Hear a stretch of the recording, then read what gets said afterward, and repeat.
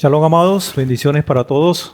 Damos muchísimas gracias a nuestro Padre por este tiempo precioso que nos regala, tiempo propicio para estudiar su palabra, porque precisamente con todos los acontecimientos que tenemos, no solamente en el país donde habitamos, sino también a nivel mundial, no queda otra alternativa, por así decirlo, sino buscar lo que el Padre dice en su palabra, lo que hablan los profetas, que es un mensaje que viene del cielo, y por ello debemos estar apercibidos de un plan perfecto que al fin y al cabo es lo que va a restablecer este orden que con mucha pugna entre los grupos o entre intereses, eh,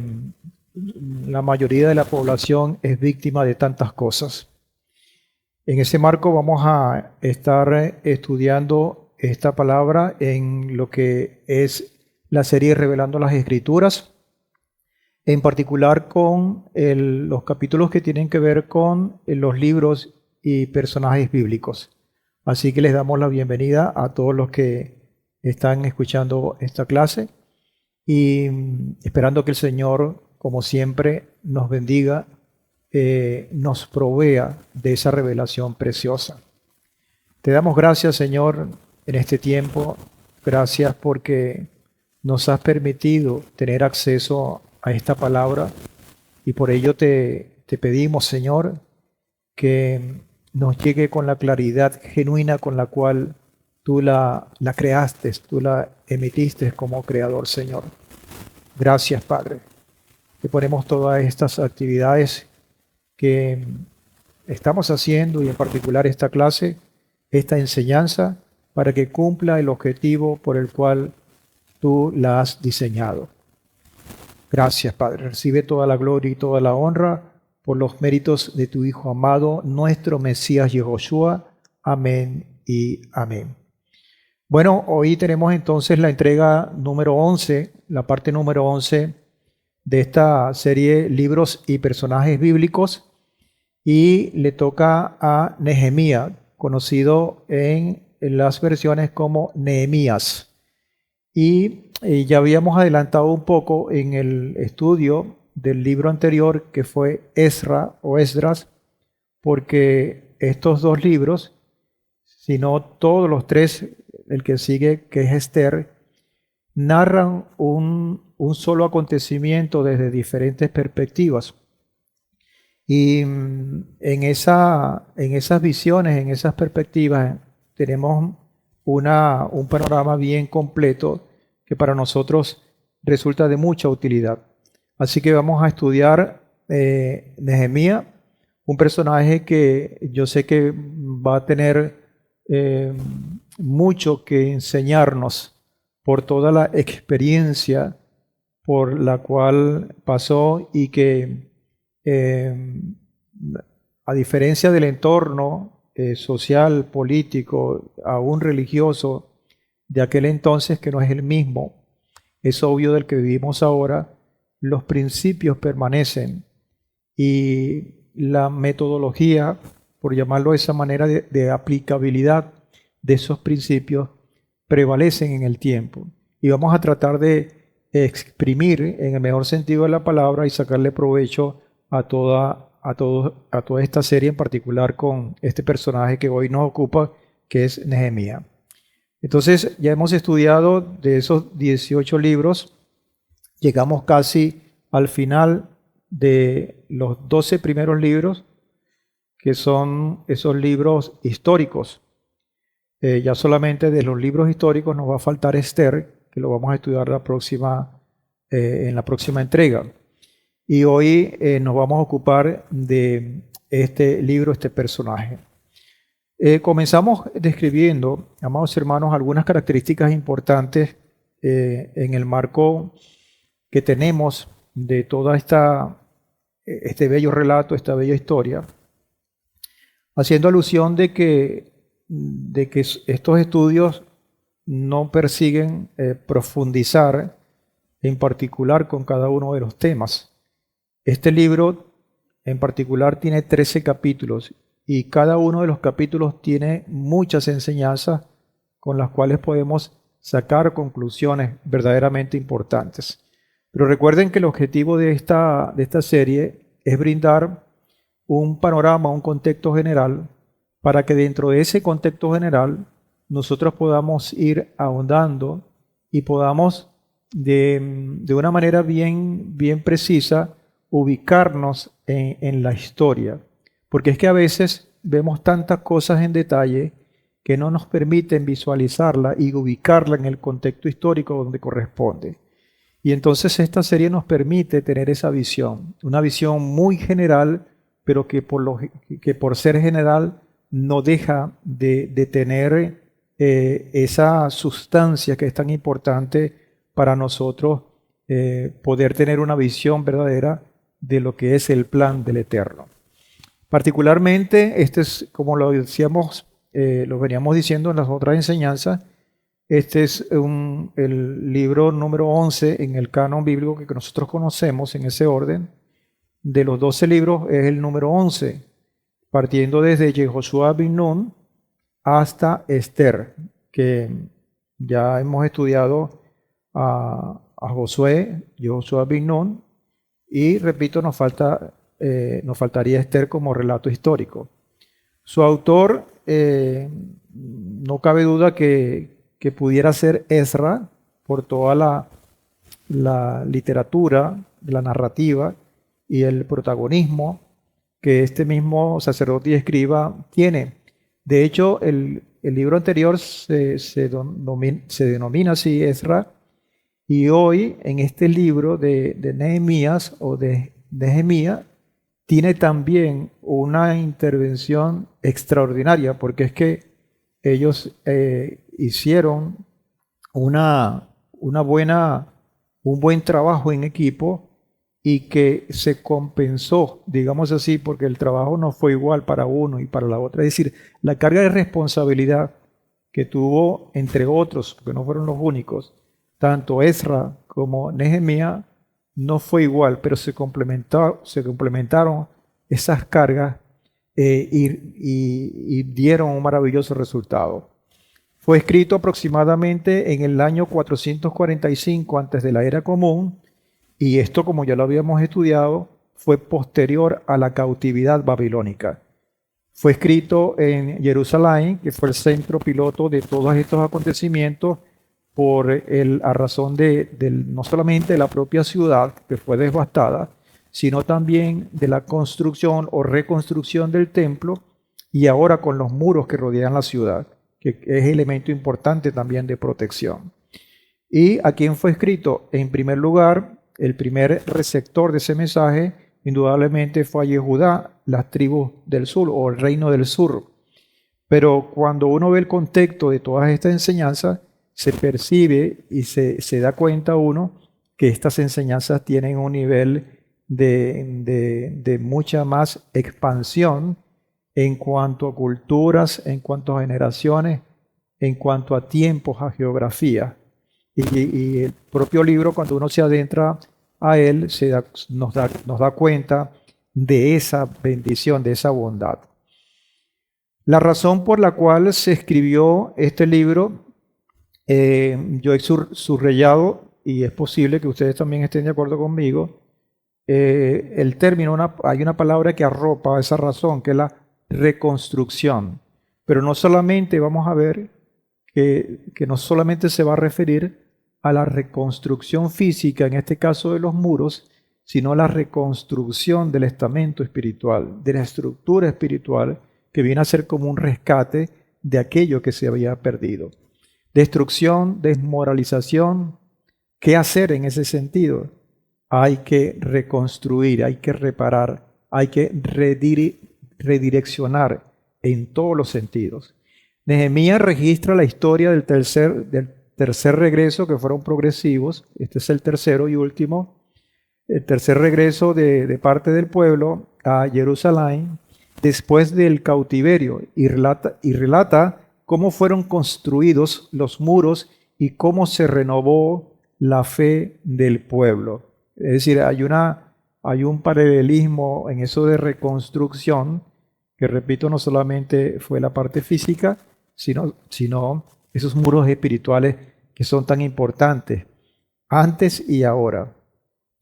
Debemos recordar que Esdras como libro y Nehemías eran un solo libro al principio. Y con Esther formaron una tríada importante porque completan los libros históricos posteriores a la cautividad. Entonces, por excelencia, estos tres libros nos dan mucha información muy detallada de qué fue lo que pasó, cómo obró el Eterno bajo esa particularidad, bajo todos estos procesos, estas situaciones, y qué tan importante para nosotros en estos días o en este tiempo es todo el legado que nos deja. La idea principal del libro es la edificación del templo como eje central de la vida espiritual, y con esto se completa la reconstrucción con los muros, todo el eje central de ese núcleo espiritual que es tan importante porque allí se asentaba la mismísima presencia del Eterno y era inspirador, además de muchas cosas, porque tenían de esa fuente original muy de primera mano para poder enfrentar todos los obstáculos, los desafíos, los retos que tenían en aquel tiempo y que hoy todos nosotros también los tenemos. Hay tres temas, amados hermanos, que envuelve este libro, tres temas importantes. El primero, la renovación; el segundo, la oración; y el tercero, la oposición. Oposición, porque a veces pretendemos que conseguir, incluso en la Biblia a nivel general, cosas positivas que nos motiven a echar adelante o a seguir adelante. Y a veces las cosas oscuras o las cosas que no están bien hechas son como obviadas o tapadas. El Señor no oculta nada, siempre está evidenciando tanto las cosas buenas para que nosotros nos sirvan de ejemplo, pero también las cosas malas que realizó el pueblo para que nos sirvan de advertencia. Y esto es una exposición muy reiterativa en todas las exposiciones, particularmente que utilizaban en términos del lenguaje, del contenido que exponían en aquel tiempo todos los profetas.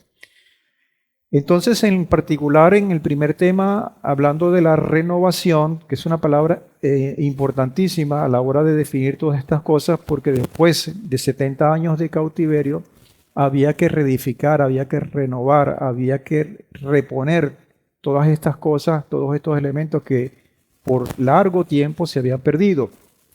Entonces, mientras que la reconstrucción era el reto material, obvio que estaba allí de primera mano, el restablecimiento del compromiso con el Eterno y su Torá, su instrucción, era su principal propósito en lo espiritual. El pueblo confesó sus pecados, y esto es importante que lo resaltemos, porque fue una renovación espiritual desde adentro, y voluntariamente se comprometieron a sí mismos al pacto con Adonai. Entonces, en el desarrollo de estos 13 capítulos, vamos a ver que hay una confesión del pueblo delante del Eterno, donde confesaron sus pecados, sus errores, y al mismo tiempo hay una condición de restauración, de renovación, en donde se presenta un compromiso. Yo sí voy a seguir adelante, yo voy a retomar la senda que se perdió, yo voy a ser obediente. Entonces esos elementos están presentes en este primer tema. El segundo tema, que no es menos importante, y yo creo que sí, una de las cosas que define este personaje que hoy estamos estudiando, que es Nehemías, es la oración. La oración. La oración es esencial para cualquier obra de Adonai. Y Nehemías fue un líder modelo que iniciaba sus planes solo después de consultar al Eterno, con todos los detalles, exponiendo todos sus temores incluso.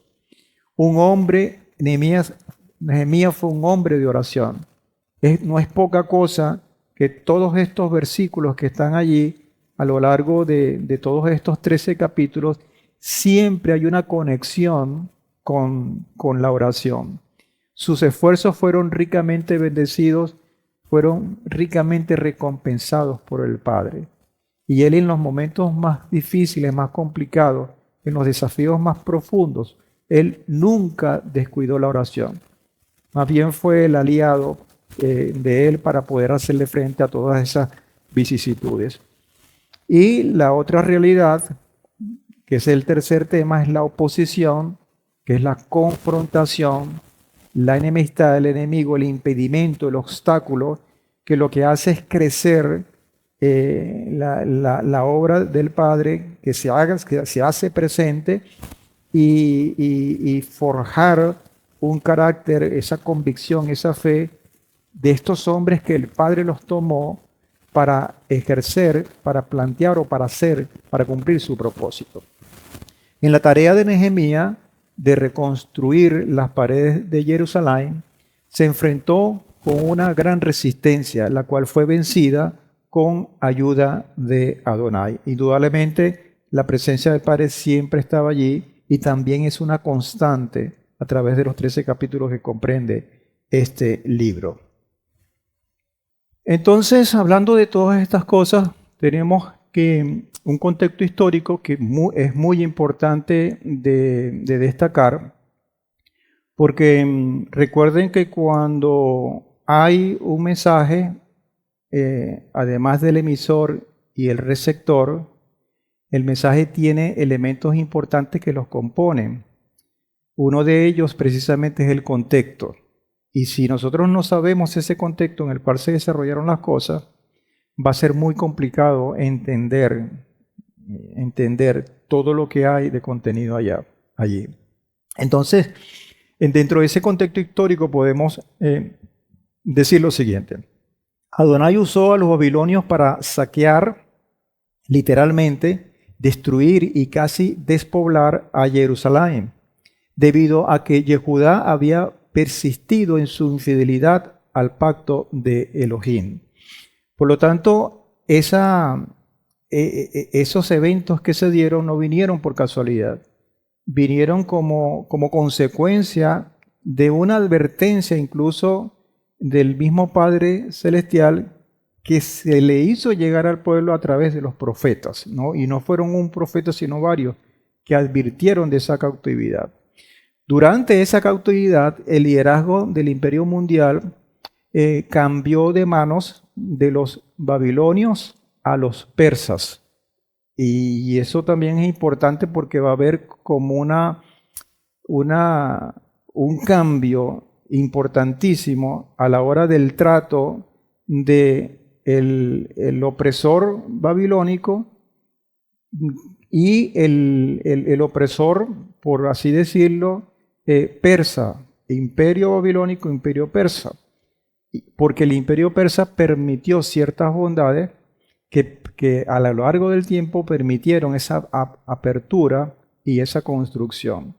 Un rey persa, que en este caso fue Cores, que ya habíamos hablado de él en el libro pasado, estableció por decreto el regreso del pueblo de Adonai a Jerusalén para reconstruir la casa de Adonai.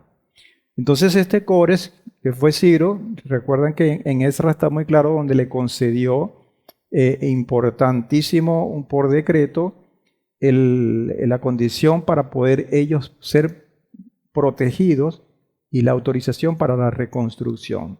Nehemías relata el tercer regreso para reconstruir el muro alrededor de Jerusalén, un muro que tiene que ver con una protección, con destacar con cuidar el tesoro que se tiene, que se va a capitalizar en la centralidad del templo y la población, el pueblo de Israel. En ese entonces el imperio persa dominaba el mundo entero del Oriente Medio. Este imperio ejercía dominio sobre Yehudá con benevolencia, con mucha más benevolencia que el imperio babilónico.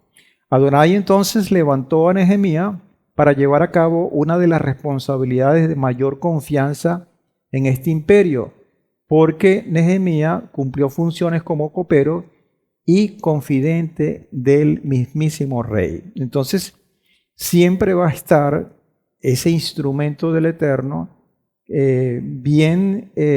digamos, cerca de una autoridad para poder forjar actos que tienen que ver con el cumplimiento de la palabra del Señor. La vida bajo el rey persa, que en este caso el rey persa de turno fue Artahshasta, conocido en la versión como Artajerjes, tenía sus ventajas para Nehemías. Así como, por ejemplo, Joseph, Esther y Daniel, él había alcanzado un papel significativo en el palacio que en ese entonces gobernaba el mundo antiguo, una posición a partir de la cual lo podían usar para guiar, para cumplir su propósito. Es decir, el Eterno lo colocó allí, halló gracia delante de este rey Artahshasta para poder cumplir el rol. Lo mismo pasó, con la misma condición pasó con Joseph, Esther y Daniel. Y esa es una historia que casi todos nosotros la conocemos. Otras varias notas históricas son interesantes. De estas notas también nosotros hemos estudiado.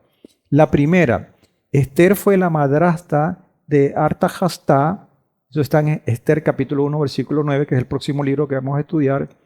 Y eso pudo fácilmente, por eso pudo haberlo influenciado a este rey, influenciado a favor de los judíos, pero en especial a Nehemías, porque estaban muy cerca, estaban en el mismo tiempo ejerciendo esto. Esa es una de las cosas que yo les digo, que a veces vemos, por ejemplo, la historia de Esther divorciada de la historia de Nehemías, pero estas historias están entrelazadas. Y cuando vemos el contexto general nos damos cuenta de que unas son consecuencias de la otra, cosa que a veces no percibimos cuando estudiamos o segmentamos la palabra. En segundo lugar, las 70 semanas proféticas de Daniel comenzaron con el decreto a reconstruir la ciudad dada por Artahshasta o Artajerjes. Eso también lo mencionamos cuando estudiamos el profeta Daniel, que comenzamos con ese estudio hablando de que el tiempo cuando se comienza a contar esas 70 semanas precisamente cuadra perfectamente con el tiempo del rey Artajerjes o Artahshasta. En aquel tiempo los judíos aún no habían experimentado, y eso también tenemos que decirlo, no habían experimentado la plenitud de los varios pactos y promesas de Adonai para con ellos. Mientras que había un remanente judío, como se le prometió a Abraham en Bereshit 15:5, por ejemplo, no parece ni siquiera ser tan grande como en el tiempo del Éxodo, este remanente. Los judíos ni poseyeron la tierra, ni gobernaron como nación soberana, aunque el sumo sacerdote fue de la línea de Eleazar y Pinjas, el trono davídico estaba desocupado.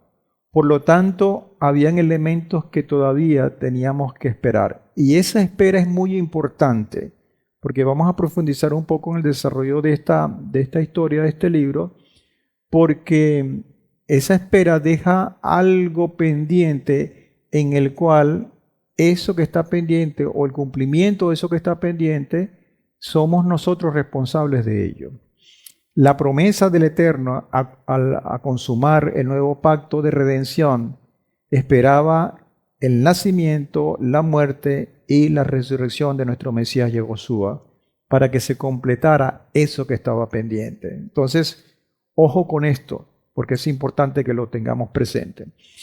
Por lo tanto, podemos decir a estas alturas que el exilio no es el final de la historia, como también lo habíamos advertido en la clase pasada o en el libro pasado. De hecho, el mismo profeta Irmiyahu en el 25:12 habla del cumplimiento de la profecía de los 70 años, Dice, pasados los 70 años, dice Adonai, pediré cuentas al rey de Babilonia, como en efecto fue, y a su nación, la tierra de los caldeos, de todas sus iniquidades, y la convertiré en desolación perpetua. Eso ocurrió en los tiempos de Nehemías, o había ocurrido ya cuando ya Nehemías en el tercer retorno regresaba a Jerusalén. Por lo tanto, habían esperanzas proféticas que se iban a cumplir periódicamente o progresivamente después de ese exilio, porque el exilio o la terminación del exilio no es el final de la historia. En muchos de los casos podemos decir que es hasta el principio de la historia. Entonces, esas tres esperanzas que son medulares y que para nosotros revisten una importancia vital, en primer lugar es el futuro rey mesiánico, que es planteado en la palabra por el Padre a través de los profetas, específicamente con Yesayahu capítulo 11, que es una joya, Osea capítulo 3, que también dibuja muy bien esto. La segunda esperanza profética es la mismísima presencia de Adonai en un nuevo templo, y Ezequiel 40 al 48 y Sejaría 2 también dan cuenta escritural de esto, de esta segunda esperanza que estamos hablando. Y en tercer lugar, el reino de Adonai sobre las naciones, que el mismo profeta Yesayahu capítulo 2 y Sejaría 8 también registran esta esperanza. Por lo tanto, hay una condición como de espera del cumplimiento total de todas las promesas depositadas en Abraham, y que es tarea pendiente para que se cumpla, y que, repito, es usted, amado hermano que me está escuchando, todos nosotros vamos a ser las herramientas, los instrumentos de turno para que esta historia, que de alguna manera queda inconclusa, sea completada, porque la palabra del Eterno se va a cumplir porque Él es fiel. De estos libros, que repito, eran uno solo, tanto Esra como Nehemías, hay tres personajes importantes, dos de los cuales habíamos hablado en el libro pasado. El primero fue Zerubabel, que fue un líder judío que gobernó Yehudá bajo el imperio persa, y es conocido por conducir el primer grupo de judíos de regreso del exilio babilónico, y por supervisar la reconstrucción del templo en Jerusalén. Fue descendiente directo del rey David. Esto, los que no han estudiado o visto esta clase, les invito a que lean o que vean la clase del libro de Esra. El otro personaje, o el segundo de estos tres, es el propio Esra, que fue un sacerdote y a la vez escriba judío que lideró la segunda ola de regreso a Jerusalén del exilio en Babilonia. Se le considera un reformador espiritual por su liderazgo en la renovación espiritual de la comunidad judía durante el periodo del segundo templo. Por lo tanto, tenemos un Zerubabel que se enfocó al templo físico como tal.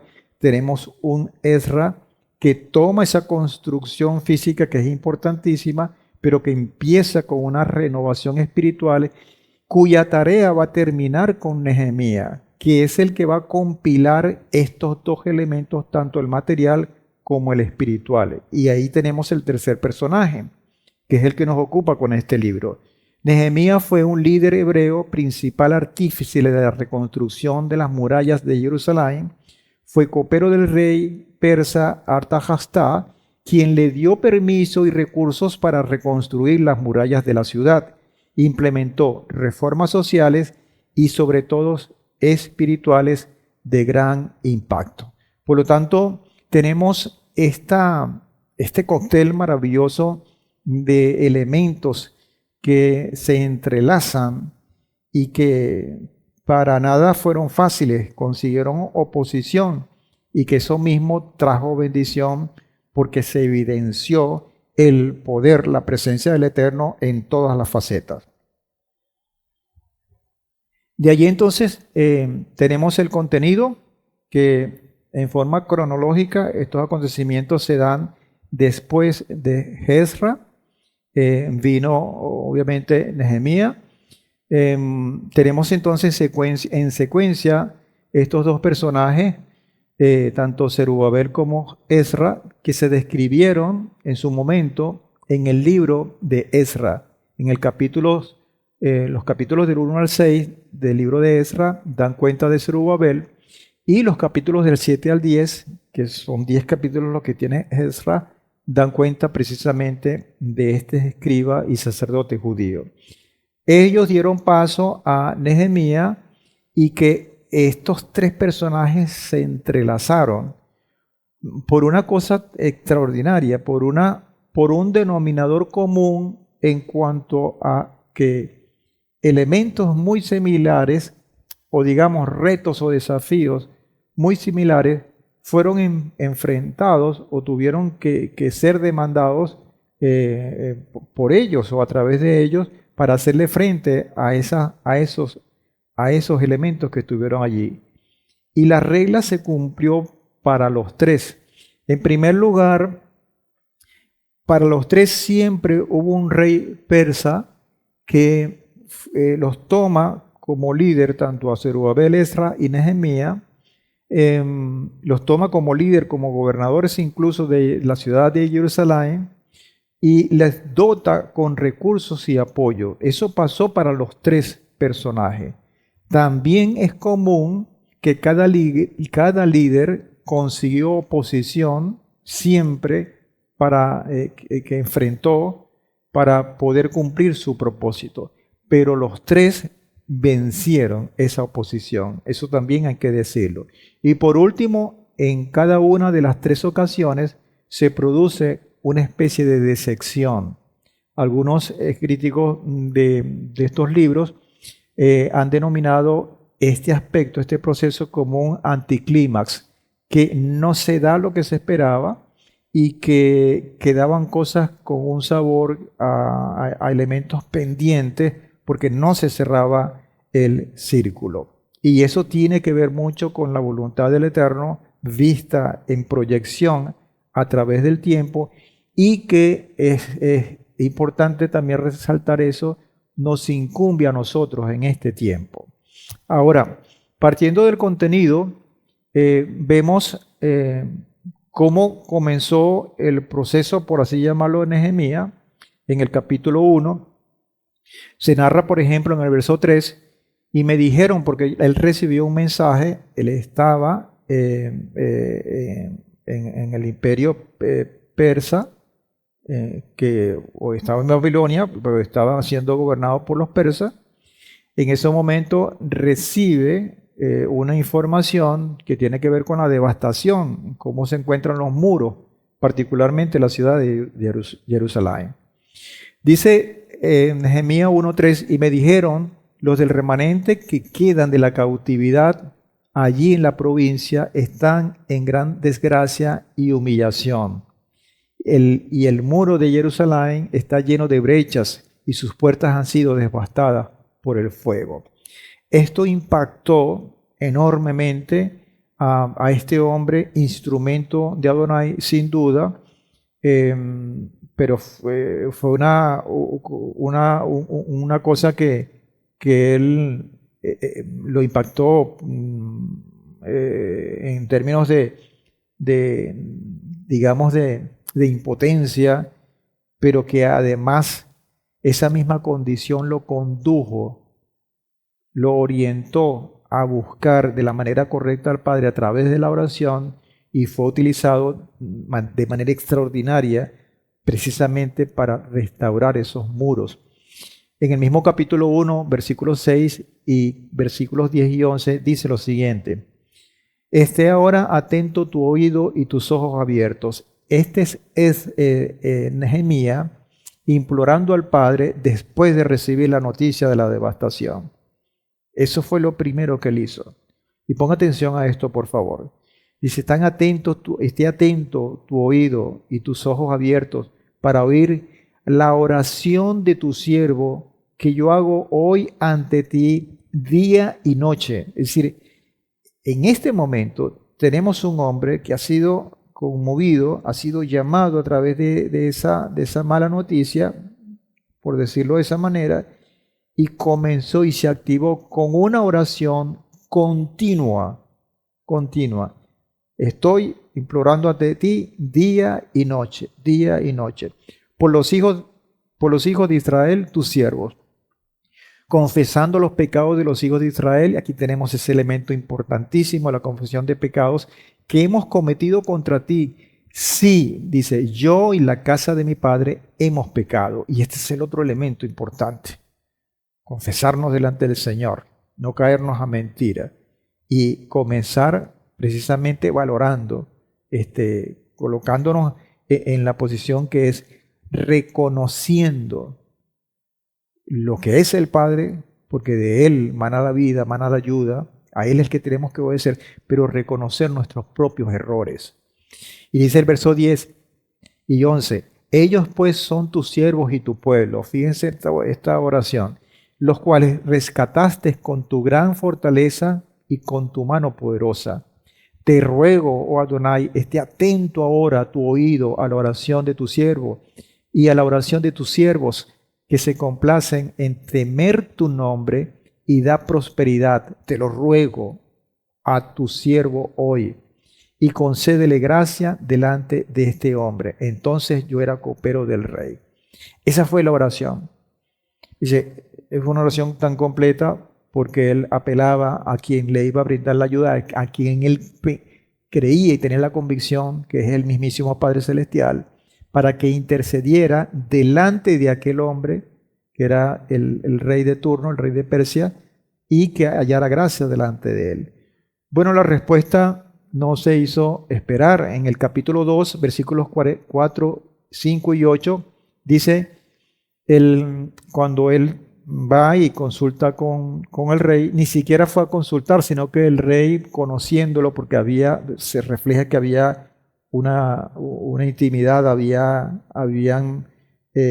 digamos, se conocían, porque le dice, y me preguntó el rey, ¿qué es lo que me pides? Porque anteriormente le dice qué es lo que te está pasando, y él le cuenta todo lo que le estaba ocurriendo. Y en esa conversación él le dice que es lo que me pides, qué es lo que requiere. Y eso fue una respuesta directa de la oración de Nehemías. Entonces, oré a Elohim de los cielos. Fíjese qué cosa tan importante, yo lo subrayo, porque hay como dos tipos de oración.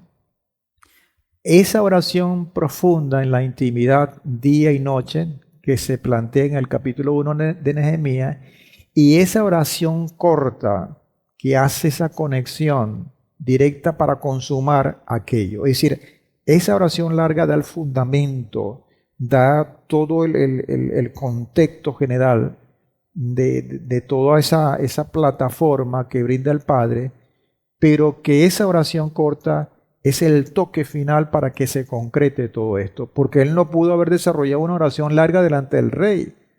Yo me imagino que cuando dice, entonces oré al Elohim de los cielos, él lo que hizo fue una oración corta. De repente fue de gratitud, Señor, este es el momento que yo estaba esperando, así que tal.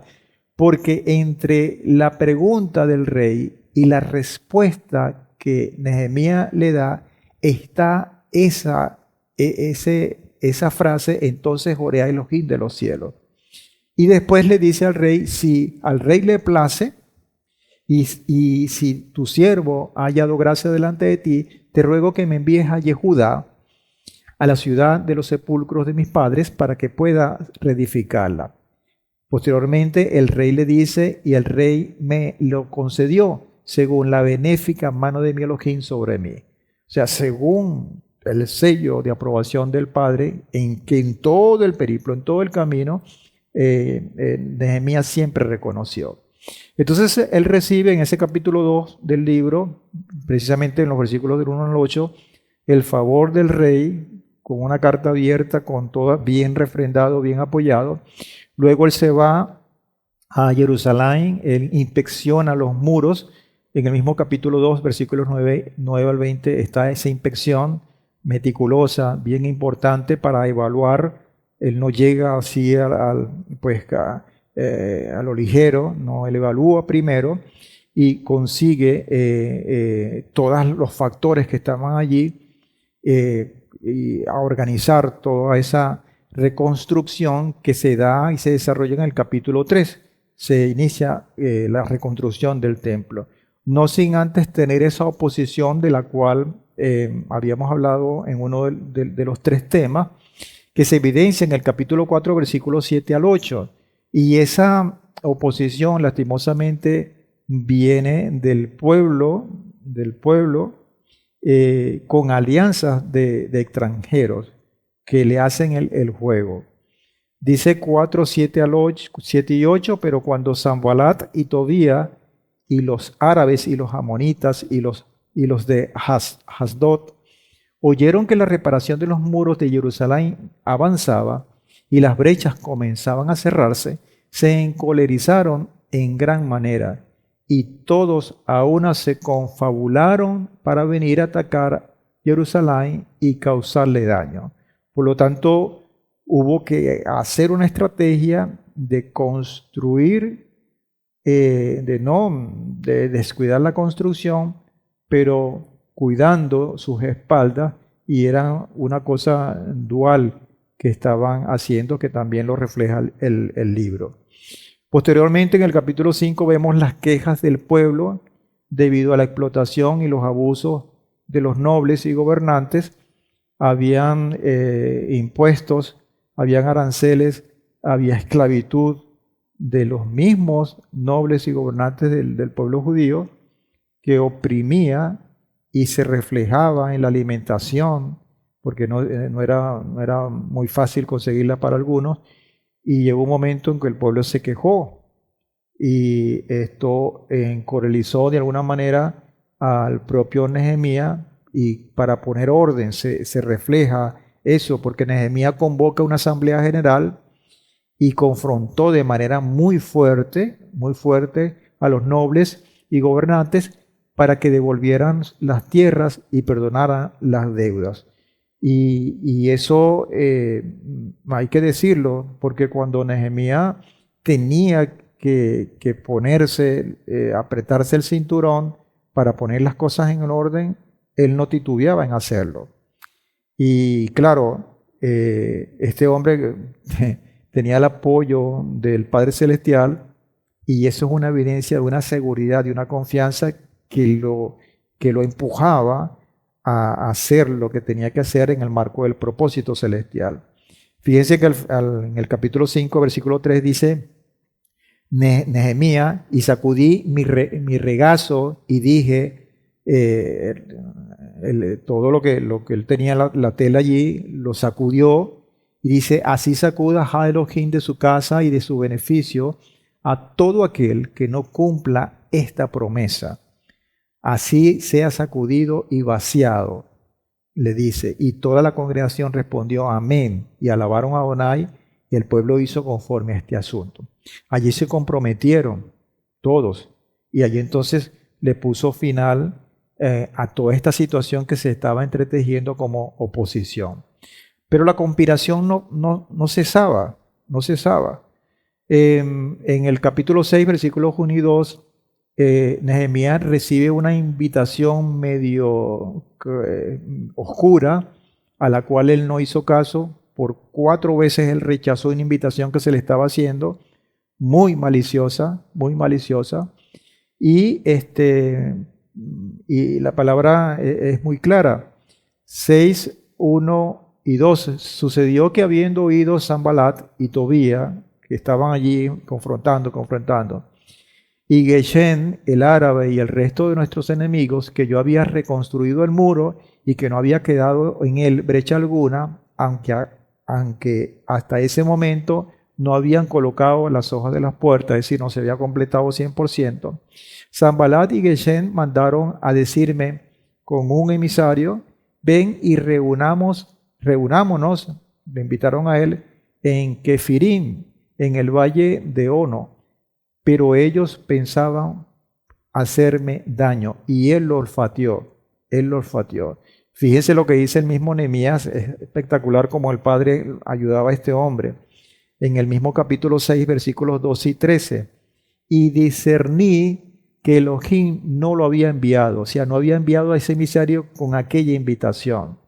O sea, no estaba presente el Padre en toda esta tramoya que se estaba tejiendo en contra de su misma vida y obviamente del cumplimiento del propósito del Padre. Entonces él lo discernió porque era un hombre del Señor, y por el contrario hablaba aquella profecía contra mí porque Tobías y Sanbalat lo habían sobornado, porque él había sido sobornado para atemorizarme a fin de que yo actuara de ese modo y pecara, y así tener motivo para difamarme.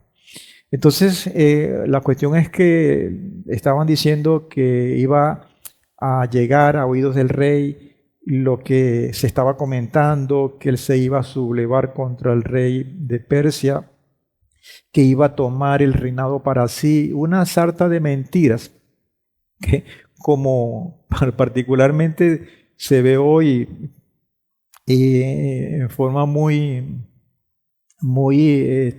descarada incluso por las redes sociales, elementos que no son verdad o son medias verdades, etcétera, para conseguir un fin, para cumplir un objetivo. Y aquí estaba presente esto. Y fíjense qué importante tener ese discernimiento del Padre para tomar una conducta que tiene que ver con el cumplimiento del propósito por el cual él había sido llamado. Bueno, con todos estos elementos, la misión fue cumplida. En el capítulo 6, versículos 15 y 16 dice, y el muro fue terminado el 25 de Elul, en el 52º día. Y cuando todos nuestros enemigos lo supieron, versículo 16, fíjense lo que pasó con esto. Cuando todos nuestros enemigos lo supieron, que se había terminado toda la obra, sucedió que todas las naciones vecinas tuvieron temor y se sintieron humilladas, porque reconocieron que este trabajo era obra de nuestro Elohim. Y aquí está entonces una especie de premiación. Pero ¿quién se lleva los honores, amados hermanos? No se los lleva Nehemías, no se los lleva Ezra, se los lleva el instrumento que se dejó utilizar, se los lleva el Padre a través del instrumento que Él utilizó. Todos los honores son para el Padre Celestial, y eso es importante que también se diga. Aquí entonces está ya en la parte final, aunque aquí hay 13 capítulos, ya en el capítulo 8, versículos 9 y 12, dice con atención a ese día que fue declarado día santo, y mientras se escuchaba las palabras de la ley, porque eso fue un rescate, surgió otra vez la instrucción, emergió la luz, todo eso brillaba en términos espirituales, porque no solamente fue construido el templo, no solamente fueron construidos los muros, sino que hubo una restauración espiritual. Entonces se expuso la ley, la Torá, todo el pueblo lloraba porque estaban compungidos, arrepentidos, y entonces Nehemías, el gobernador, y Ezra, el sacerdote y escriba, y los levitas que ya estaban actuando y estaban, digamos, organizados por todo este programa, todos estos, digamos, eventos consecutivos instrumentados por el Padre a través de estos hombres, que hacían, todos ellos hacían entender al pueblo, dijeron a todo el pueblo, hoy es día santo para Adonai, nuestro Elohim. No os lamentéis ni lloréis. Luego les dijo, id, comed ricos manjares y bebed, y enviad porciones al que nada tiene preparado, porque hoy es día santo para nuestro Señor. No os entristezcáis, porque el gozo de Adonai es vuestra fortaleza. Los levitas acallaron pues a todo el pueblo diciendo, no os entristezcáis, porque el día es santo, cesad vuestros lamentos. Y todo el pueblo se alejó para comer y beber y enviar porciones y celebrar con gran alegría, porque habían entendido las palabras que les habían dicho. Y esto no es más sino la consecuencia de la obediencia, del cumplimiento de hombres valientes, del liderazgo que entendieron y que llevaron a la práctica todo lo que el Padre les había dado como compromiso, como tarea. Lo bueno, amados hermanos, trae lo bueno, definitivamente. Pero también hay que decir que lo malo trae lo malo. ¿Ok? Y vamos a ver, en el mismo libro se narran eventos o consecuencias de todas estas cosas, porque en primer lugar se reunió a los nobles y a los prefectos y al pueblo para hacer una especie de registro, porque había gente que no estaba registrada, había gente que había nacido en Babilonia, que no se sabían si eran o no eran. Entonces, eso, porque la restauración no fue solamente, como había dicho, física, sino también que habían elementos de tipo social, político, que eran importantes restablecer. Entonces ellos hicieron una especie de registro de los deportados para poder ser reconocidos por genealogía. Y ustedes saben lo importante que es eso para el Señor en todo este tiempo de organización.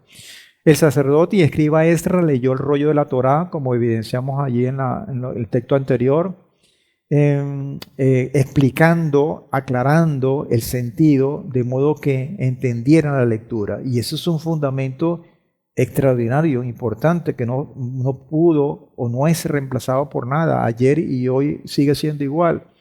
Fue declarado día santo para Adonai en presencia de todo el pueblo. Celebraron la festividad de Sukkot con la participación de todo el pueblo. Todo el pueblo estaba ahí llamado, estaba motivado, estaba trabajando como uno solo, y estos fueron los resultados. Hubo demostración de arrepentimiento y confesión de pecados, reconociendo la grandeza del Padre. Se comprometieron a serle fiel a Adonai. Todas estas cosas están escritas en el desarrollo de todos estos versículos, de todos estos capítulos. Se organizó el pueblo para distribuirlo socialmente en todo Jerusalén y su entorno, teniendo prioridad con los levitas, porque eran obviamente los que tenían la responsabilidad de administrar, espiritualmente hablando, de ministrar todo el servicio al Padre. Se organizaron sacerdotes y levitas como consecuencia de eso mismo. Y una cosa importante, el templo fue dedicado y reiniciado su servicio con todas las de la ley, con toda la protección que significaba ese muro que se había construido, y la motivación en alto, la moral en alto, la confianza, la fe. Desgraciadamente, amados hermanos, hay cosas que quedaron inconclusas, que no se completaron. Y esto hay que decirlo también, porque en el capítulo 13 hay un gran pero, Y que yo les voy a decir una cosa para mi apreciación. Este pero, o estas cosas que lucen incompletas y que yo les había dicho, es como una especie de desilusión, un anticlímax. Abre para nosotros la responsabilidad para cerrarla, para cumplirla. Nehemías se da cuenta que el pueblo no ha estado cumpliendo su compromiso, ese compromiso que habíamos hablado en los capítulos anteriores, su compromiso con el pacto. Y habían cosas tremendamente absurdas, tremendamente contrarias. No tenían el sentido de pertinencia, no era lo pertinente que tocaba hacer. Por ejemplo, se descuidó el templo, su administración no fue acta. Eso era realmente no era lo que se quería. Y Nehemías llegó a un punto que se enfureció y hasta físicamente agredió, jalaba los pelos, los agarraba y les decía, porque quizás lleno de frustración. En segundo lugar, se expresa la violación de la Torá porque había personas trabajando en el día de reposo. También se registraron, o el mismo Nehemías vio ventas de mercaderes alrededor de los muros que recién habían sido dedicados o construidos. Y para colmo, se continuaba con el yugo desigual, que ya se había advertido en el libro de Esdras, las consecuencias de ello, porque habían matrimonios mixtos, cosa que todavía quedaba pendiente en cerrar. Entonces, estas cosas comienzan con un elemento que es motivador, que es esperanzador, pero que como cosa común en los tres personajes que intervinieron tanto en Ezra como en Nehemías, termina cada uno con una decepción. Ahora, yo estoy convencido de que esto está hecho así al propósito, porque pareciera que hubiese una prueba pendiente por superar, que no se aprobó, que no fue completada, que no se superó en ese tiempo, y que el Padre abre el compás para que nosotros, así lo veo yo, amado, nosotros tengamos la responsabilidad y el honor de cerrarla como debe ser, de cerrarla como debe ser. Y es que el instrumento del Padre, llamado nuestro Mesías Yehoshua, corona todo lo que pudo haber faltado para que esa condición de completar la obra del Señor comience con esperanza y termine con más esperanza, pero nunca con decepción. Nehemías nos enseña muchas cosas. Hay muchos elementos que nosotros podemos extraer de este personaje, porque él enfrentó realmente una tarea que pudiéramos ver como imposible de ejecutar. Físicamente hablando, una obra de esas dimensiones, hablando desde el punto de vista de ingeniería, era sumamente complicado, aún teniendo todos los factores a favor.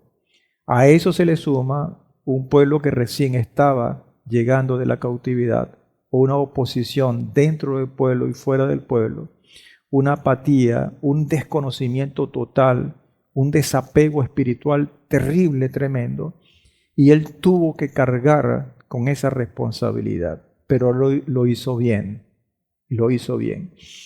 Y la clave de Nehemías la tenemos desde el primer capítulo de su libro, buscar al Eterno. Y el Eterno hizo el resto, se dejó llevar por el Padre. Nehemías entendió algo fundamental, amados hermanos: motivar a otros a actuar, vencer la crítica y no sucumbir a la frustración. Él supo cómo abordar las difíciles tareas encomendadas por Adonai y vencer la oposición, la pereza, la apatía, el desconsuelo, la desesperanza. Su historia puede darle esperanza a cualquiera. Como un exiliado llegó a ser gobernador de un remanente desesperanzado y una ciudad casi totalmente en ruinas. En solo 51 días, 52 días a lo sumo, lograron lo imposible: reconstruir las murallas y restaurar las puertas de Jerusalén. Luego se entregó a la restauración del pueblo, espiritualmente hablando, de Adonai.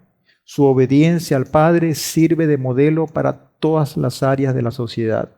Combinó hábilmente lo espiritual con lo práctico. Y eso se evidencia, por ejemplo, en el capítulo 4, versículo 9, donde está escrito: nosotros oramos a nuestro Elohim y nos pusimos en guardia contra ellos día y noche. Es decir, no se durmieron en los laureles y dijeron: vamos a ser guiados por el Padre, vamos a buscar el respaldo del Padre, pero tenemos que actuar, tenemos que llegar a concretar un plan y vamos a protegernos los unos con los otros. Es decir, el Padre pudo haber tenido pues la protección de manera, como muchas veces lo ha hecho, de manera sobrenatural. Pero el Padre quiere que nosotros participemos, que nosotros evidenciemos la fe, la confianza que en Él tenemos que depositar. Nehemías insistió en la pureza espiritual del pueblo. Fue su insistencia. Él no solo era un hombre de acción, sino también un hombre de oración, que para mí es la herramienta fundamental en todo esto. En Nehemías se nota el lugar que la oración ocupa en ese proceso de renovación espiritual, de reestructuración, de reencauzar las cosas. Él es un modelo de una vida en total dependencia de Adonai, porque eso lo llevó a depender del Padre.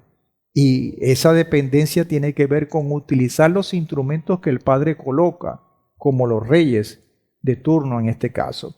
Este libro termina con una oración cortita, una oración que el Señor le agrada contestar a los creyentes que lo buscan sinceramente. Y de hecho, se la contestó a Nehemías. Y literalmente, amados, en el último versículo del capítulo 13, termina con esta corta oración. Acuérdate de mí, oh Elohim mío, para bien.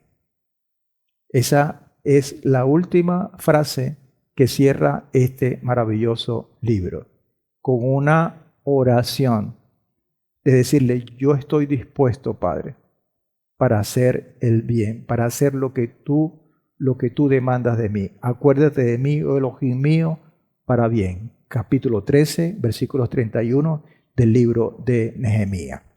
Bien, amados hermanos, espero que este libro, con todo este pequeño resumen, haya sido de mucha bendición para ustedes.